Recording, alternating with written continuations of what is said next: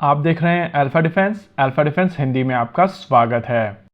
आज के इस वीडियो में हम लोग बात करेंगे क्रेटर एयरफोर्स के बारे में। जी हाँ, पाकिस्तान एयरफोर्स का नया नाम क्रेटर एयरफोर्स है क्योंकि उनके एयर बेसिस के ऊपर क्रेटर बनाए गए थे। अभी आपकी स्क्रीन के ऊपर जो वीडियो प्ले किया जा रहा है वो पाकिस्तान एयरफोर्स बेस रहीम यार खान का है और इस वीडियो में आप साफ देख सकते हैं कि यहाँ पर एक बहुत बड़ा क्रेटर बनाया गया है।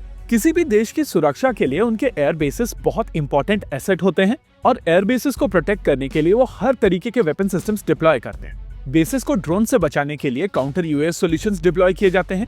हवा से आ रहे थ्रेट्स यानी कि एरियल थ्रेट से बचाने के लिए surface to air missile systems deploy किए जाते हैं। और अगर एनिमी का एयरक्राफ्ट इस बेस के करीब पहुंचने वाला होता है तो आप अपने फाइटर जेट्स को स्क्रैम्बल करते हैं ताकि एनिमी के एयरक्राफ्ट को इस बेस के करीब आने से रोका जा सके। ऑपरेशन सिंदूर के बाद में भारतीय वायुसेना की तरफ से जब पाकिस्तानी एयर बेसिस को टारगेट करना शुरू किया गया था तो पाकिस्तान की सारी डिफेंस मैकेनिज्म पूरी तरीके से फेल हो गई थी और इस फेलियर का जीता जागता एग्जाम्पल अभी आप अपनी स्क्रीन के ऊपर देख रहे हैं। रहीम यार खान को लेकर पाकिस्तानियों की तरफ से क्लेम किया जाता है कि ये एक बेसिकली इंटरनेशनल एयरपोर्ट है और ये बात सच भी है क्योंकि यहाँ पर शेख जायद इंटरनेशनल एयरपोर्ट है। हालांकि अगर आप इस बेस को ध्यान से देखेंगे तो आपको समझ में आएगा कि यहाँ पर हार्डन शेल्टर्स भी हैं और पाकिस्तान एयरफोर्स यहाँ से ऑपरेट भी करती है। प्रैक्टिकली ये एक डुअल यूज एयरपोर्ट है जिसको एयरपोर्ट के साथ साथ एयरबेस के तौर पर भी यूज किया जाता है।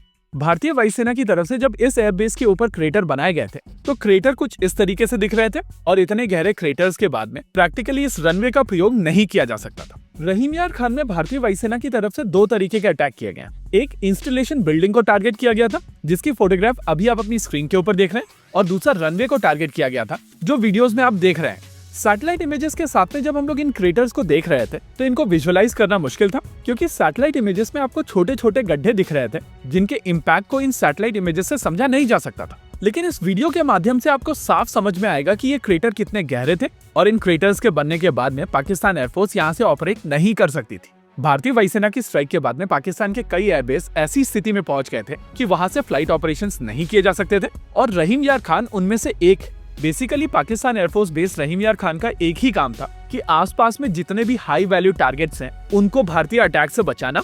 लेकिन पाकिस्तान एयरफोर्स का ये बेस खुद को प्रोटेक्ट कर नहीं पाया और जब भारतीय वायुसेना की मिसाइल सिस्टम्स यहाँ पर आकर गिरी थी तो उसके बाद यहाँ से किसी भी तरीके का फ्लाइट ऑपरेशंस नहीं हो सकता था। और इसके बाद अगर भारत सरकार चीजों को एस्केलेट करना चाहती तो भारतीय वायुसेना काफी आसानी से बंकर बस्टर मारकर इन सभी हैंगर्स को ध्वस्त कर सकती थी और इन हैंगर्स के अंदर मौजूद हर एक एयरक्राफ्ट को नष्ट कर सकती थी।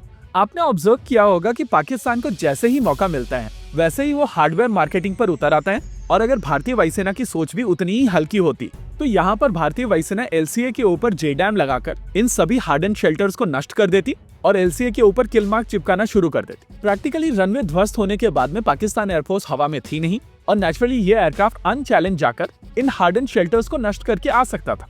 कहीं ना कहीं पाकिस्तान को ये चीज समझ में आती है और इसी वजह से वो बेसिस और रनवेज के बारे में किसी तरीके की कॉन्वर्सेशन में इन्वॉल्व होना ही नहीं चाहते हैं।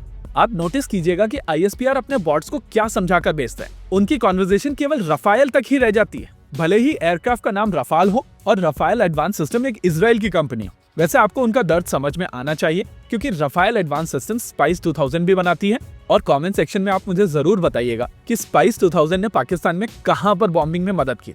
एनीवेज, आगे चलकर हम लोग पाकिस्तान के हर एक बेस की सिचुएशन को एनालाइज करने वाले हैं और ये इस सीरीज का पहला वीडियो है जहां पर हम लोगों ने रहीम यार खान की सिचुएशन को एनालाइज किया है। होप क्रेटर एयरफोर्स की इस सीरीज के पहले एपिसोड में आपको मजा आया होगा और आपको ये भी समझ में आया होगा कि पाकिस्तान एयरफोर्स उस दिन किस सिचुएशन में थी और भारत ने कितना बड़ा दिल दिखाया है। इसी के साथ आज के इस वीडियो में रखते हैं केवल इतना ही। वीडियो को अंत तक देखने के लिए धन्यवाद। देखते रहिए अल्फा डिफेंस। जय हिंद।